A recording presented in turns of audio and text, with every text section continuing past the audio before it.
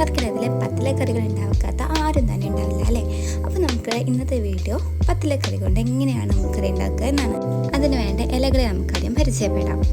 പയറിൻ്റെ ഇല, മത്തൻ, കുമ്പളം, ചേമ്പ്, ചേന, അമര, ചീര, തവര, കൊടിത്തൂവ, കാന്താരി മുളകില, കറിവേപ്പില.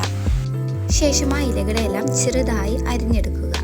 ഇതുപോലെ അരിഞ്ഞു വെച്ച ഇലയിലേക്ക് ഇനി നമുക്ക് ആവശ്യമുള്ള ചേരുവകൾ എന്തെല്ലാമെന്ന് നോക്കാം.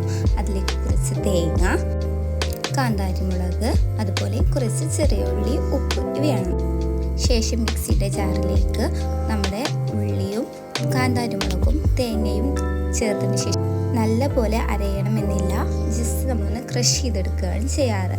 തോരനൊക്കെ വെക്കുമ്പോൾ നമ്മൾ ക്രഷ് ചെയ്തെടുക്കാറില്ലേ, അതുപോലെ. ശേഷം ഒരു പാൻ അടുപ്പത്തേക്ക് വെച്ചതിന് ശേഷം അതിലേക്ക് കുറച്ച് വെളിച്ചെണ്ണ ഒഴിച്ചു കൊടുക്കുക. എണ്ണ നല്ല രീതിയിൽ ചൂടാവുന്ന സമയം കൊണ്ട് നമുക്കതിലേക്ക് അരിഞ്ഞു വെച്ച് ചെറിയ ഉള്ളി ചേർത്ത് കൊടുക്കാം. അത് നല്ല രീതിയിൽ ചുമന്നു വരുന്ന സമയത്ത് അരിഞ്ഞു വെച്ച ഇലകൾ അതിലേക്ക് നമുക്ക് കുറേശ്ശെ ചേർത്ത് കൊടുക്കാം.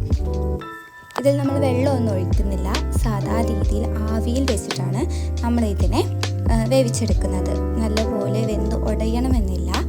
നമ്മുടെ തോരനൊക്കെ വെക്കില്ലേ, അപ്പോൾ ഒരു ചെറുതായിട്ട് കടിക്കുന്ന രീതിയിൽ ആ ഒരു പരുവത്തിലാണ് നമ്മളിതിനെ വേവിച്ചെടുക്കുന്നത്.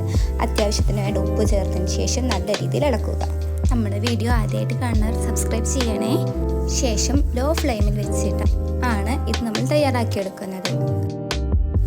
അടച്ചു വെച്ച് ഒരു 5 മിനിറ്റിന് ശേഷം ജസ്റ്റ് ഒന്ന് തുറന്ന് നോക്കിയാൽ നമ്മുടെ ഏകദേശം പരുവായിട്ടുണ്ട്. ഇതിലേക്ക് പിന്നെ നമുക്ക് ചേർത്ത് കൊടുക്കേണ്ടത് നമ്മൾ നേരത്തെ തയ്യാറാക്കി വെച്ച ചതച്ച് വെച്ച നമ്മുടെ തേങ്ങയാണ്.